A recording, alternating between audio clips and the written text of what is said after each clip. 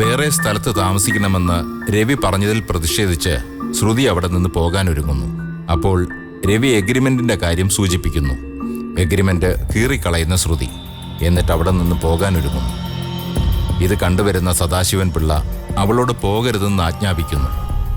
രവിയോട് അവളുടെ ലഗേജൊക്കെ അകത്ത് വയ്ക്കാനും പറയുന്നു. ജയസുധയുമായുള്ള സുദീപിന്റെ കല്യാണം നടക്കില്ല എന്ന് പ്രഖ്യാപിക്കുന്ന സദാശിവൻ പിള്ള. എല്ലാവരും ഇത് കേട്ട് അന്തിച്ചു നിൽക്കുന്നു. വിഷമവൃത്തത്തിലാവുന്ന ശ്രുതി.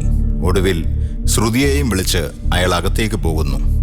നീ ആരാണെന്നും എന്തിനാണ് ആൾമാറാട്ടം നടത്തി ഇവിടെ വന്നതെന്നും ശ്രുതിയോട് ചോദിക്കുന്ന സദാശിവൻ പിള്ള. ഇനി തുടർന്ന് കാണുക. അത് ഞാനെങ്കിലും അറിയണം. അറിഞ്ഞേ പറ്റൂ മോളെ, അറിഞ്ഞേ പറ്റൂ എനിക്ക്.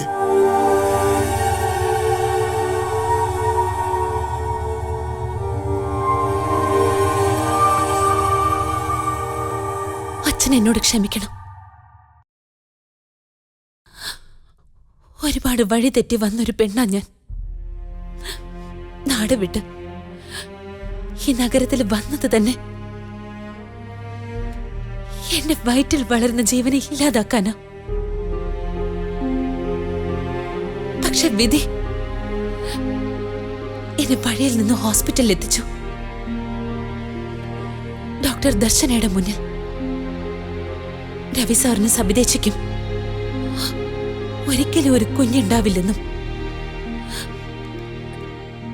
എന്റെ വയറ്റിൽ വളരുന്ന ജീവൻ അവർക്ക് കൊടുക്കാമോ എന്ന് ചോദിച്ചപ്പോ ഞാൻ അതിന് വഴങ്ങിക്കൊടുത്തതാ. പ്രസവിക്കുന്നവരെ ഈ വീട്ടിൽ അച്ഛൻ പറയുന്ന പോലെ ഒരാൾമാറാട്ടം. ശ്രുതി എന്ന പേരും ജയകൃഷ്ണൻ എന്ന ഭർത്താവും രവി സാറും സബിതേച്ചിയും കൂടെ എനിക്ക് ചാർത്തി തന്ന പേരുകളാ. അവർ തന്ന മേൽവിലാസം. അച്ഛനെ വിഷമിപ്പിക്കണ്ടെന്ന് കരുതിയ അവരത് തുറന്നു പറയാതിരുന്നത്.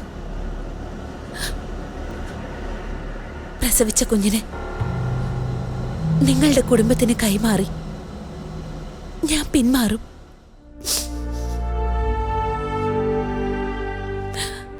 അതായിരുന്നു ധാരണ. പക്ഷെ സുദീപിന്റെ കല്യാണവും ഈ സിറ്റുവേഷനും ഞാൻ ഇവിടെ നിൽക്കുന്നത് എല്ലാവർക്കും ബുദ്ധിമുട്ടായപ്പോ അവർ തന്നെയാ വേറൊരു വഴി കണ്ടുപിടിച്ചത്. ആ വഴി എനിക്ക് പറ്റുന്നതല്ലാന്ന് കണ്ട ഈ രാത്രി തന്നെ ഞാൻ പോവാനൊരുങ്ങിയതും.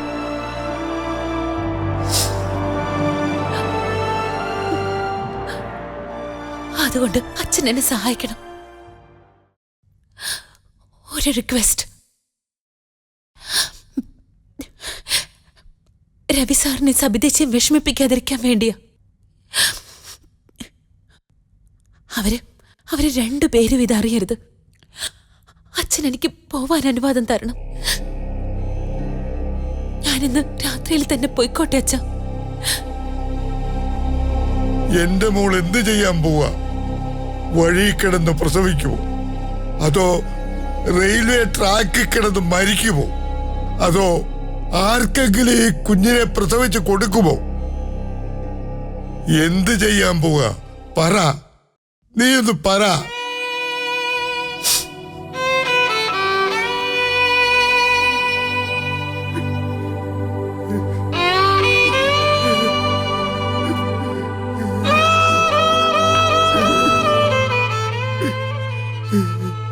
ഈ രാജ്യത്ത് ഒരുപാട് അവകാശികളുണ്ട്. അനാഥ കുട്ടികളെ കാത്തിരിക്കുന്ന ഒരുപാട് കുടുംബങ്ങളുണ്ട്. അത് ശരിയാ മോളെ.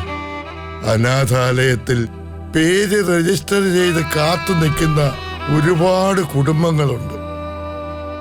ഊരും ഉയിരുമില്ലാത്ത കുഞ്ഞുങ്ങളെ അവര് പുതിയ പേരിട്ട് അവരുടെ മക്കളാക്കി മാറ്റും. പക്ഷേ എന്റെ രവിക്കും എന്റെ സബിമോക്കും ഊരും ഉയിരുമുള്ള ഒരു കുഞ്ഞു വേണം. എന്റെ പൊടിമോന്റെ കുഞ്ഞായിരിക്കും അത്.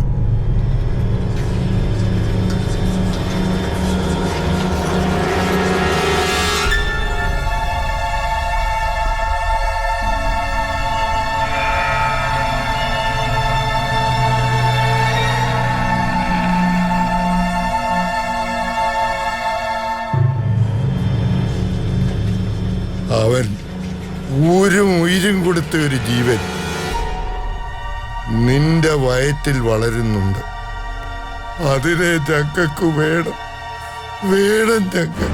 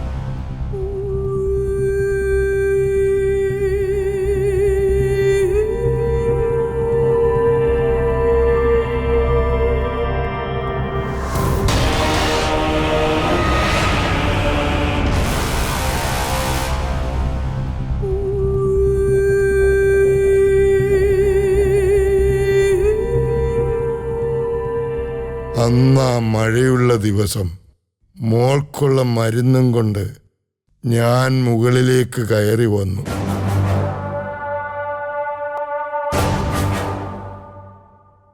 ആ സമയത്ത് മുറിയിൽ പൊടിമോനും മോളും കൂടി സംസാരിക്കുന്നത് ഞാൻ കേട്ടു.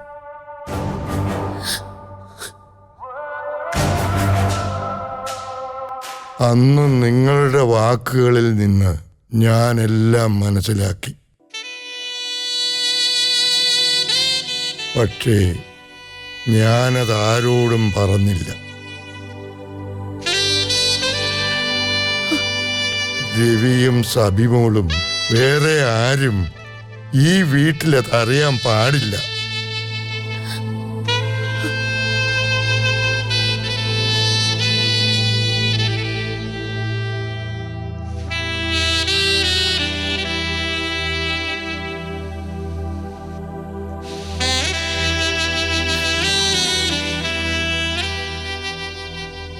സത്യം പറ, മോളി വീട്ടിൽ വന്നത് എന്റെ പൊടിമോനെ തേടിയല്ലേ?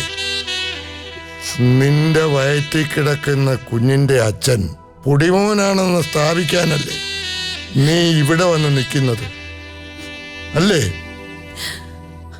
അല്ലച്ച, ഒരിക്കലുമല്ല.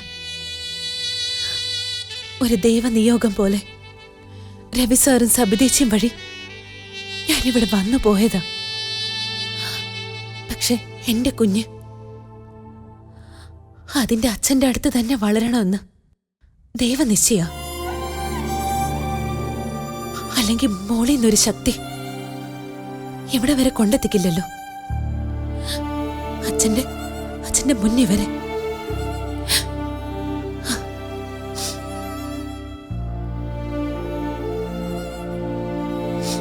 പക്ഷെ എന്നെ വയറ്റി വളരുന്ന കുഞ്ഞിന്റെ അച്ഛൻ സുദീപാണെന്ന് ഈ നിമിഷം വരെ അവൻ അംഗീകരിച്ചിട്ടില്ല. ആർക്കും പിഴച്ചുണ്ടായ കുട്ടിയാണെന്ന് അവൻ ഇപ്പോഴും പറയുന്നത്.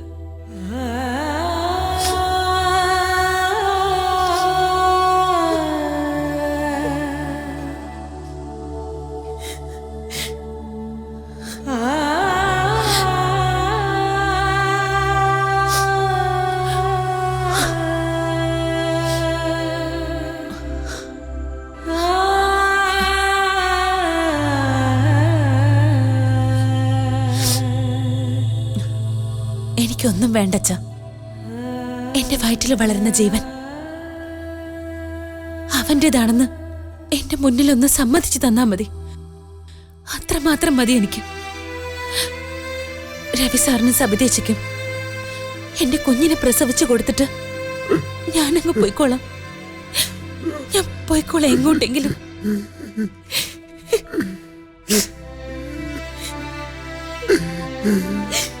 മോളെ, അങ്ങനെ പ്രസവിച്ചു കൊടുത്തിട്ട് പോകാൻ പറ്റുമോ മോളെ? നീയും നിന്റെ കുഞ്ഞിന്റെ അച്ഛനും ഒരുമിച്ച് ഈ വീട്ടിൽ എന്റെ മുന്നിൽ തന്നെ ജീവിക്കണം. അതാണ് എന്റെ ആഗ്രഹം. അതുകൊണ്ടാ പൊടിമോനും ജയസുദേവായിട്ടുള്ള കല്യാണം വേണ്ട വേണ്ട എന്ന് ഞാൻ പറയുന്നത്. അതൊന്നും വേണ്ടച്ച, അതൊക്കെ വലിയ പ്രശ്നത്തിലേക്ക് വരും. അവരുടെ കല്യാണം നടക്കണം. അതിന് ഞാനൊരു തടസ്സമായിട്ട് നിൽക്കില്ല. വന്നു കയറിയ ഈ കുടുംബം നശിപ്പിച്ചിട്ട് പോവാൻ എന്നെ കൊണ്ട് പറ്റില്ല അച്ഛ.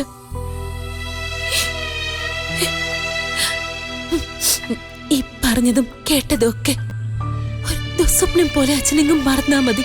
ഇല്ല മോളെ, എന്റെ പൊടിമോനെ നിന്നെ ഒഴിവാക്കി, നിന്റെ കുഞ്ഞിനെ ഒഴിവാക്കി ഈ വീട്ടിലൊരു കുടുംബമായി ജീവിക്കാൻ പറ്റുമോ? പറ മോള്, പറ, പറ്റുമോ?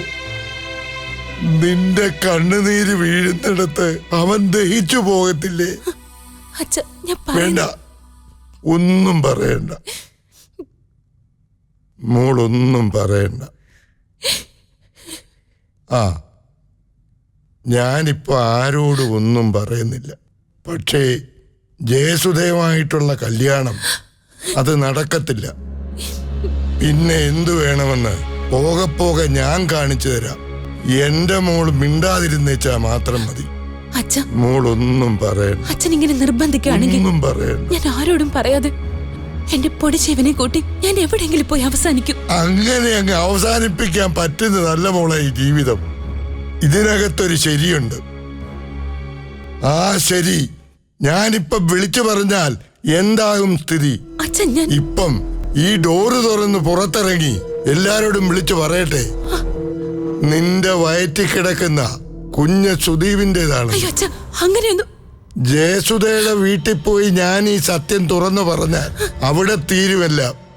കാലാകാലങ്ങളായി കെട്ടിപ്പൊക്കിയ ഒരു കുലമഹിമയുണ്ട്, അത് വേണ്ടാന്ന് വയ്ക്കും. പക്ഷേ അതുകൊണ്ടും തീരുന്നില്ലല്ലോ മോളെ.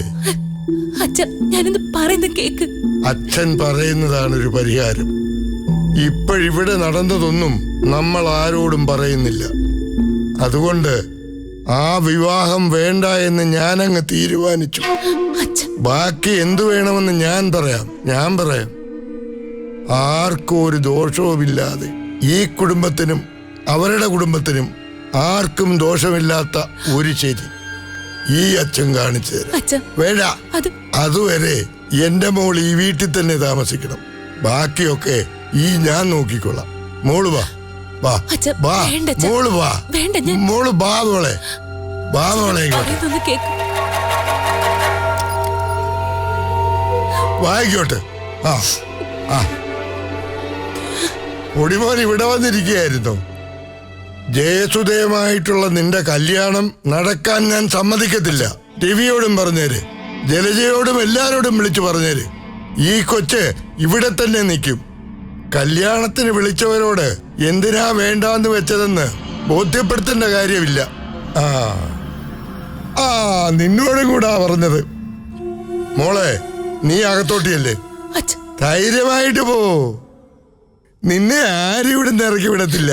ചെല്ലു മോളെ, ചെല്ല്. ആരാ നിന്നെ ഇറക്കി വിടുന്നെന്ന് എനിക്കൊന്ന് കാണണമല്ലോ. അച്ഛൻ എന്തിനാ ഇങ്ങനെ ചെറിയ കാര്യങ്ങളൊക്കെ വെറുതെ വഷളാക്കുന്നേ? അവള് പോവാൻ ഇറങ്ങിയതല്ലേ, അവള് പോട്ടെ.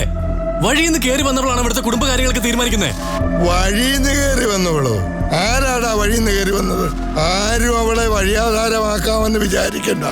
ആ കൊച്ചിനെ വഴിയിൽ ഇറക്കി വിട്ട അവിടെ പ്രാക്ക് കിട്ടിയാൽ ഈ കുടുംബം തന്നെ വഴിയാധാരമായി പോകും. നീ ഉൾപ്പെടെ. ഈ പൊടിമോന്റെ കല്യാണം നമ്മളെല്ലാരും കൂടെ ഒരുമിച്ചെടുത്ത് തീരുമാനിച്ചതാ. മേളിൽ നിന്നൊരാള് തീരുമാനിച്ചതാ. അത് നടക്കത്തില്ലെന്ന്. ആ, നടക്കത്തില്ലത്. എടീ, ആ എന്നെ കൊണ്ടധികം സംസാരിപ്പിക്കരുത്. ഇതെന്റെ അവസാനത്തെ വാക്കാ. ഈ കല്യാണം നടക്കത്തില്ല. ആ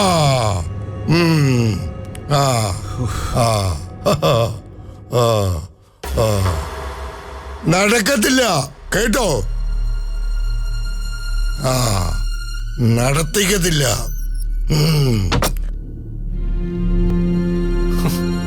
കഷ്ടം, ഇവിടെ എല്ലാവർക്കും ഭ്രാന്ത. രവി,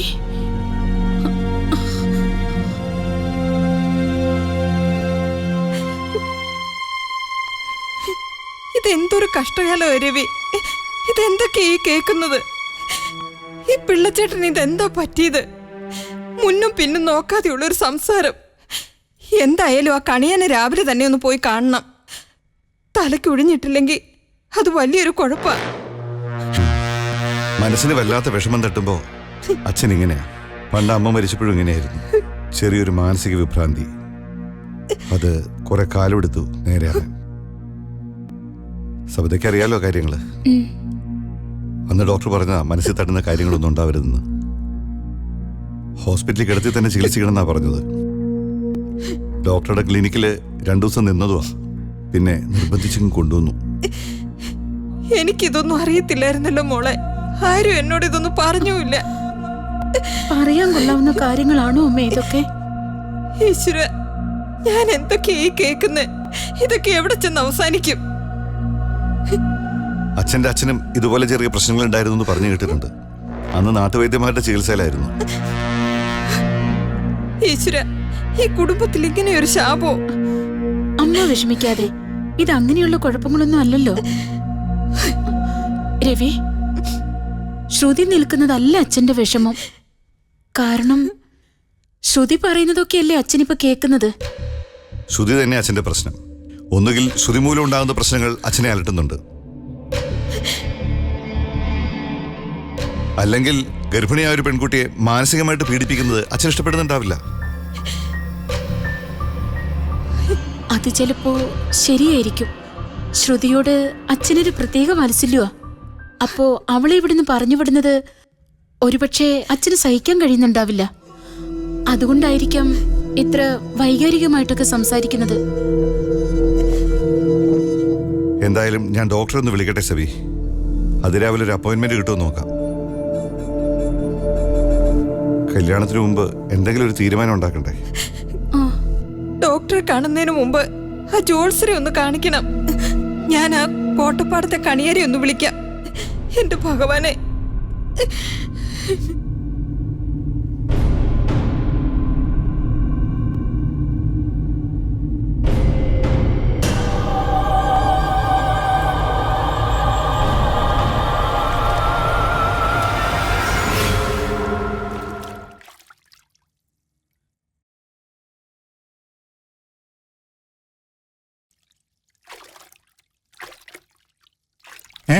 കൊച്ചാട്ടനല്ലേ അത്? ജലജേ, ആ ദാ കൊച്ചാട്ടൻ വരുന്നു. എന്താ പറഞ്ഞേ? കൊച്ചാട്ടൻ വരുന്നെന്ന്.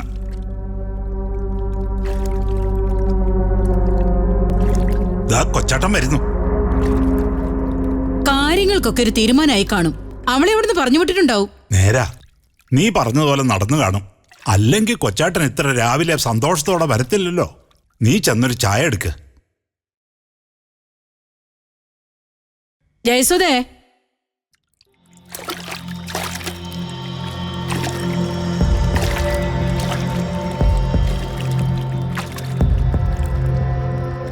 കൊച്ചാട്ടൻ വെളുപ്പിനെ അങ്ങ് പോന്നോ? അങ്ങോട്ട് വിളിക്കണമെന്ന് വിചാരിച്ചതാ. ചില തീരുമാനങ്ങള് മുഖത്ത് നോക്കി തന്നെ പറയണമല്ലോ. അപ്പൊ തീരുമാനമായി, സമാധാനമായി. കൊച്ചാട്ടൻ കാലത്തെ കാപ്പി കുടിച്ചായിരുന്നോ? കൊച്ചാട്ടൻ എന്നെക്കാൾ സൂപ്പർ ഫാസ്റ്റോ? കൊച്ചാട്ടനൊന്ന് ഫോൺ ചെയ്താൽ ഞാൻ അങ്ങോട്ട് വരുമായിരുന്നല്ലോ. ഈ വെളുപ്പാൻ കാലത്ത് കൊച്ചാട്ടൻ ഒറ്റയ്ക്ക് വന്നത് എന്താന്നാ മനസ്സിലാവാത്തത്? അവിടെ രവിയും പിള്ളേരും ഒന്നും ഇല്ലായിരുന്നോ? എന്തിനാ അവരെയൊക്കെ ബുദ്ധിമുട്ടിക്കുന്നത്? ആവതുള്ളിടത്തോളം കാലം ആരെയും ബുദ്ധിമുട്ടിക്കരുതെന്നാ എന്റെ ആഗ്രഹം. പിന്നെ കിടക്കുമ്പോഴല്ലേ, അത് നമുക്കറിയത്തില്ലല്ലോ. അത് നല്ലതാ. പക്ഷേ പ്രായം കുറെ ആയില്ലേ കൊച്ചാട്ടാ? ഓ, ഇപ്പോഴും എന്റെ കാര്യങ്ങളൊക്കെ നോക്കുന്നത് ഞാനാ. വീട്ടിലെ തീരുമാനങ്ങളും ഞാൻ തന്നെയാ അത് എടുക്കുന്നത്. പിന്നെ എല്ലാവർക്കും അറിയത്തില്ലയോ? ആ, ജയസുധയുടെ അവളെ ഒന്ന് വിളിക്ക്. എന്താ കൊച്ചാട്ടാ? വിളിക്കേ, എനിക്കിത്തിരി സംസാരിക്കണം.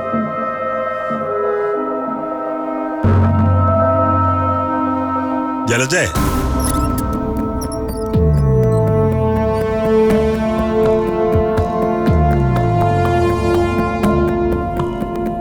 ജലജേ. ആ ഇത് ചായ റെഡിയാ. ജലജേ, എന്താ? അതെ, ഇത്തിരി ദാ പ്രശ്നമുണ്ട്. ഇപ്പൊ തരാം. അതല്ല, കൊച്ചാട്ടന്റെ ഇരിപ്പിലും മട്ടിലും എന്തോ കുഴപ്പം പോലെ. നിങ്ങൾക്ക് ചുമ്മാ തോന്നുന്നതായിരിക്കും. ജയസുധയെ കാണണമെന്ന് പറഞ്ഞു. അതിലിത്ര ചിന്തിക്കാൻ എന്താ? അങ്ങേരുടെ മരുമകളായിട്ട് ആ വീട്ടിലേക്ക് കയറി ചെല്ലേണ്ട കുട്ടിയല്ലേ, വെറുതെ ചോദിച്ചതാവൂ. അതല്ല, കൊച്ചാട്ടന്റെ സാധാരണയുള്ള സ്വഭാവത്തിന് എന്തോ ഒരു മാറ്റമുണ്ട്. നീ ഒന്ന് ചോദിച്ചേ. നിങ്ങൾ അങ്ങ് ചോദിച്ചാ മതി. അല്ല പിന്നെ എല്ലാ കാര്യത്തിനും നീയല്ലേ മുമ്പിൽ നിൽക്കണത്. നീ ചോദിക്ക. ഈ മനുഷ്യന്റെ ഒരു കാര്യം. ചേച്ചാ രാവിലെ എത്തിയോ? ആ എത്തി. ദേ അവര് സംസാരിക്കുന്നു. നിങ്ങളൊന്നിങ്ങ് വന്നേ. രാവിലെ കാപ്പിയൊക്കെ കുടിച്ചോ മോളെ?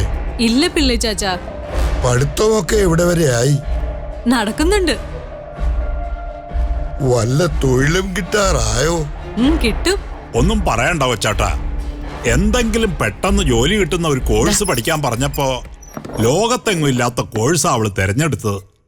ആർക്കിയോളജിയാ പിള്ളേ ചാച്ചാ. അതെന്ത് കോഴ്സാ മോളെ? പുരാവസ്തുക്കളെ കുറിച്ച് പഠിക്കുന്ന കോഴ്സാ. ആ എന്തെങ്കിലും ആവട്ടെ, സർക്കാരിന്റെ വല്ല തൊഴിലും കിട്ടിയാ മതിയല്ലോ. ജീവിക്കുകയാണെങ്കില് സർക്കാരിന്റെ കാശ് തന്നെ വേണം.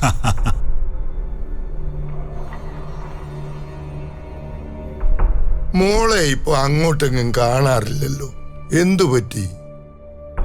അത് ഞാനാ കൊച്ചട്ട പറഞ്ഞത്. കെട്ടിക്കേറേണ്ട വീടല്ലേ, എപ്പോഴും ഇങ്ങനെ ഓടിക്കേറുന്നത് ശരിയല്ലല്ലോ. അത് നന്നായി. കല്യാണം കഴിയാത്ത പെൺകുട്ടികള് അങ്ങനെ കേറുന്നതും ശരിയല്ല. അത് ഈ കല്യാണം ആലോചിച്ചപ്പോഴേ ഞാൻ പറഞ്ഞതാ, ഈ പോക്കും വരവൊന്ന് കുറയ്ക്കണമെന്ന്. ആരാ ഭാനു ഈ കല്യാണാലോചന നടത്തിയത്? അതെന്ത് ചോദ്യോ കൊച്ചട്ട?